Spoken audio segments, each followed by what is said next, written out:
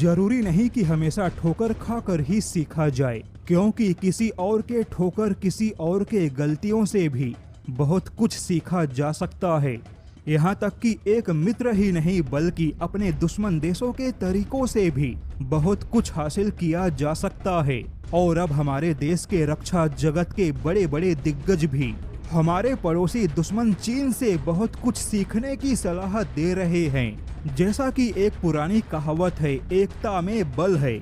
चीन ने इसी कहावत का बखूबी इस्तेमाल किया, लेकिन भारत इस मामले में थोड़ा पीछे है। दरअसल खबर कुछ ऐसी है कि इसमें कोई शक नहीं कि पीएम मोदी के शासनकाल में भारत ने डिफेंस के क्षेत्र में बहुत ही आश्चर्यजनक तरीके से प्रगति की और कर रहा है। लेकिन भारत के सामने एक बड़ी समस्या है कि भारत की सभी डिफेंस कंपनियां हर मामले में अलग अलग काम कर रही हैं।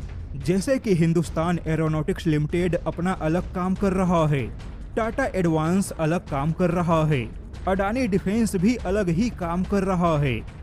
ऐसे ही भारत की तमाम डिफेंस कंपनियां अपना अपना काम कर रही हैं। लेकिन चीन में ऐसा नहीं है। जैसे कि चीन ने जो भी फाइटर जेट बनाया, यहाँ तक कि जब चीन को अपने फाइटर जेट के लिए इंजन भी बनाना था, तो चीन की 50 से ज्यादा डिफेंस कंपनियों ने मिलकर चीन के लिए इंजन भी बनाया और फाइटर जेट भी बनाया। वहीं चीन के 50 से ज्यादा डिफेंस कंपनियों ने मिलकर विदेशी हथियारों पे रिवर्स इंजीनियरिंग भी करके बड़ी सफलता हासिल की। जैसे कि चीन ने अपने फाइटर जेट के लिए WS जैसा जो भी इंजन विकसित किया, उसे केवल चीन के शेनयांग एयरक्राफ्ट कॉरपोरेशन ने अकेले नहीं बनाया, बल्कि चीन के 50 से ज्यादा कंपनियों के सहयोग से चीन ने इंजन बनाने में सफलता हासिल की। चीन ने अपने तमाम छोटे बड़े डिफेंस और एरोस्पेस कंपनियों के अनुभव का फायदा उठाया।